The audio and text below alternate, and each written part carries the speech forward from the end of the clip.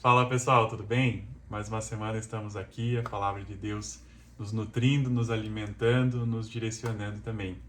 Eu já te peço, você que me acompanha há um tempo aqui, a gente já está com alguns vídeos. Se você ainda não é inscrito, por favor, se inscreva. Também aproveita e já curta esse vídeo, comenta o que Deus colocar no teu coração, compartilha para quem fizer sentido, porque é caminhando junto que a gente cresce, né? Então, existe tantas iniciativas que nós fazemos, projetos que vêm ao nosso coração, mas a gente nunca consegue nada sozinho. Então, se você está sendo edificado com o que a gente está vivendo aqui, então peço para você multiplicar isso para outras pessoas, aí você também não será uma represa, né, que só recebe, sim uma fonte que direciona esta palavra, assim como outras palavras que te chamarem a atenção de outros pregadores e outras pessoas que falam do evangelho, mas que a gente possa multiplicar sempre o que Deus ele derrama sobre a nossa vida, que é justamente isso que eu estou fazendo aqui. Essa semana, um versículo antes da palavra mesmo começar, um versículo que me chamou muito a atenção, ele está em João, capítulo 4, verso 23. Nós já falamos da mulher samaritana, que ela buscou então a fonte da água da vida em Jesus, né? Quando ela teve essa clareza, ela também ganhou uma cidade. Mas Jesus falou para ela então, quando ele estava se apresentando a ela e mostrando qual era a vontade de Deus para a vida dela, que era algo que superava o que ela já tinha vivido antes, tudo que ela já viveu antes, Jesus tinha algo muito maior, muito mais profundo para ela. Mas Jesus falou assim: no entanto, está chegando a hora, e de fato já chegou, em que os verdadeiros adoradores adorarão o Pai em espírito e em verdade. São estes adoradores que o Pai procura. E falando sobre isso, é justamente a gente entender que este momento já chegou. Às vezes a gente espera algo novo, ou para quem já está na caminhada, quer viver mais coisas e quer o próximo passo. Eu passo por isso mesmo, né? A gente olha qual será o próximo passo, aonde Deus vai nos direcionar. Mas o momento já chegou em que os adoradores adorarão ao Pai em espírito e em verdade. É nessa adoração que nós temos então o nosso papel, o nosso sentido de viver é para adorar e sentir a presença de Deus. Então, esse momento já chegou. Se você está buscando algo novo, você está se preparando para algo novo, continue se preparando, você vai viver. Mas perceba que já chegou o tempo de adorar ao Pai em espírito e em verdade. Não espere um novo momento, um novo capítulo para então contemplar e desfrutar o que Deus trabalhou na tua vida. Comece desde já. É a jornada e não só o destino final. Amém? Justamente nesse sentido de adoração e presença de Deus, eu estou lendo este livro, ele se chama A Presença, de Bill Johnson.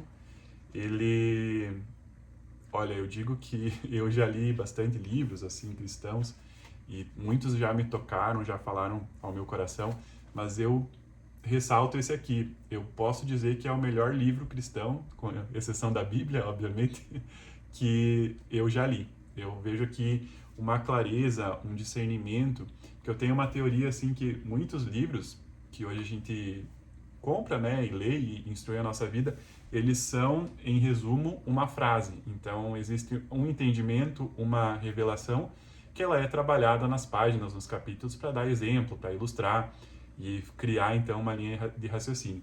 Este livro, se você arrancar uma das páginas, poucas páginas que tem aqui, já é denso o suficiente para você ter entendimentos múltiplos, sabe? Então, eu ressalto aqui, tem um capítulo que é o capítulo 2 que é de um jardim a outro. Então, eu vou deixar você, não vou contar o que ele fala, mas esse capítulo aqui abriu minha cabeça para muita coisa sobre a criação, sobre onde nós cumprimos nosso papel. Mas vai lá ler que você vai ser edificado. Amém? E também, então, agora, pensando na palavra, na ministração para a sua vida, eu sugiro você ler o capítulo 10 de 1 Samuel como um todo. Eu vou destacar alguns versículos aqui que fazem sentido para a linha de raciocínio que nós vamos trabalhar, mas é interessante fazer toda a leitura, talvez também no capítulo 9, seguir. Aqui tem a jornada do rei Saul. Neste capítulo 10 ele está sendo ungido rei.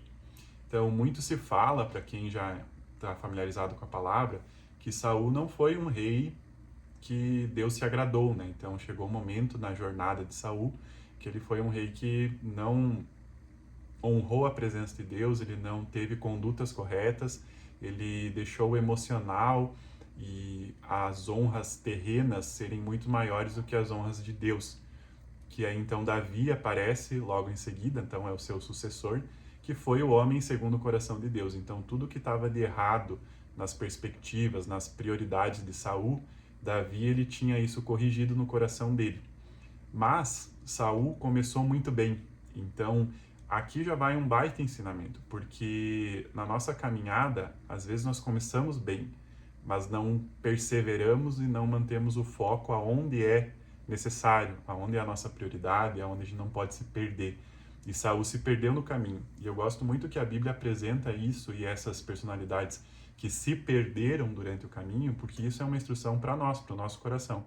Isso pode acontecer conosco, né? Então já caminhamos muito bem, já fizemos muitas coisas boas na mão de Deus, fomos instrumentos na mão de Deus, mas o todo da tua jornada, da tua trajetória, vai responder sobre quem você é, a sua identidade, o que você está perseverando, né? Então, Saul, nesse recorte aqui, ele está fazendo algo muito bom, muito positivo, porque ele começou muito bem.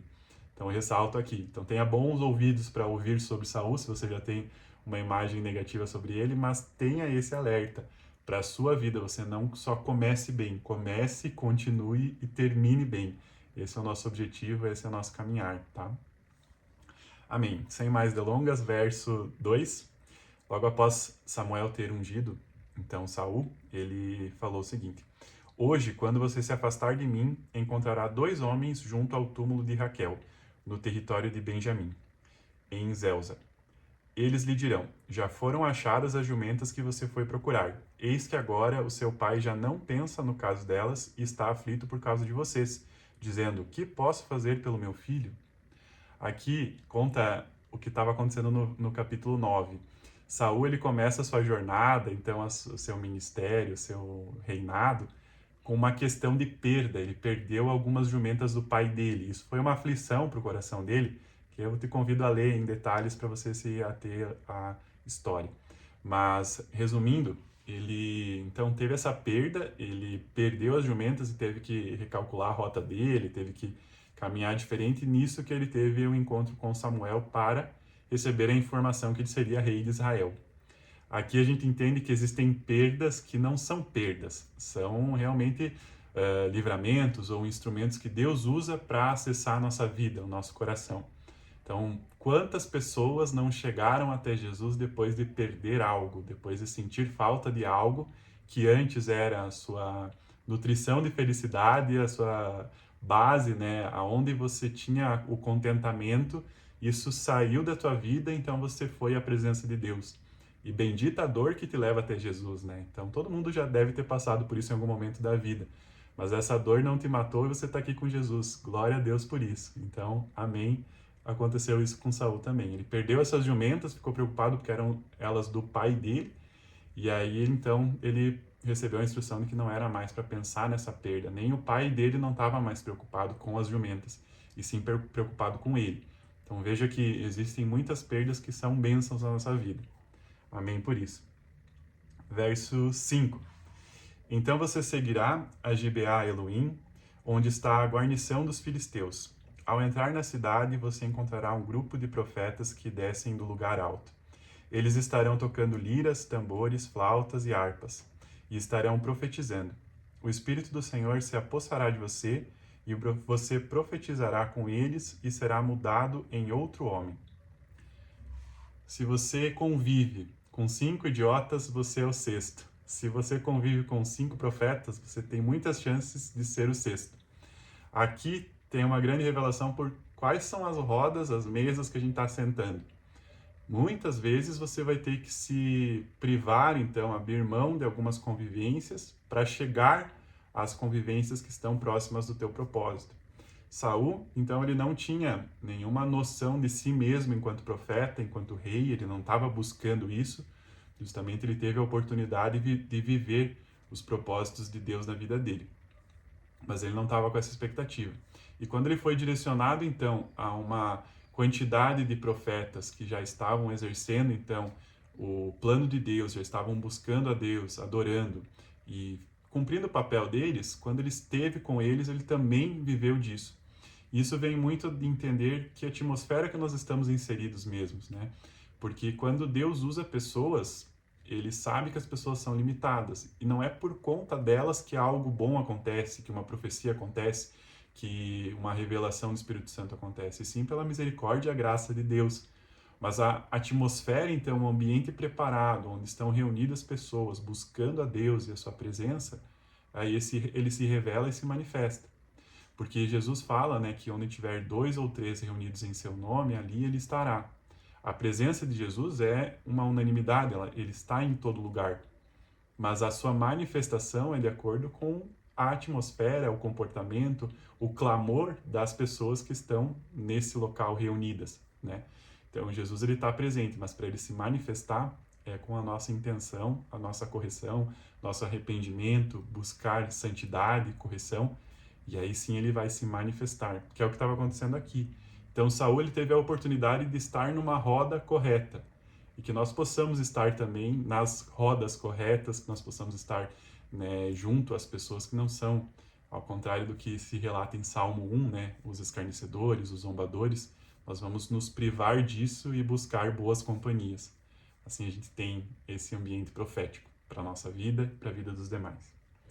Amém? Saul, então, no verso 9, aconteceu que quando ele se despediu de Samuel, ele então teve uma mudança no seu coração. Está aqui o versículo. Aconteceu que, no momento em que Saul se virou para se despedir de Samuel, Deus lhe mudou o coração. E todos esses sinais aconteceram naquele mesmo dia.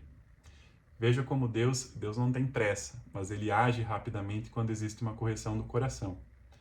Quando Samuel ele despede Saul, Saul então ele está posicionado para a obediência. Ele recebeu as instruções, então ele iria obedecer.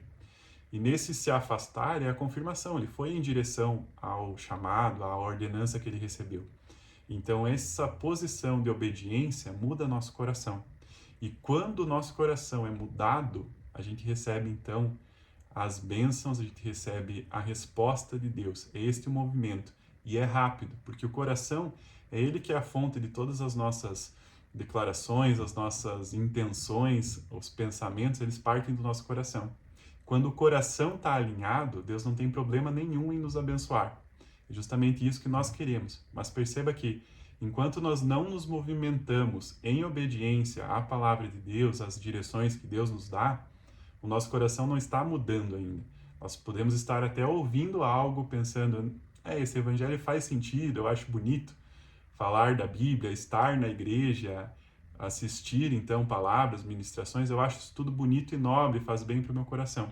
Mas quando você passa a se movimentar em obediência, aí sim o teu coração está alinhado com a vontade de Deus e rapidamente, no mesmo dia, como diz aqui no verso 9, existe então a provisão, existe a mudança, existe o novo nível que você vai viver. Amém?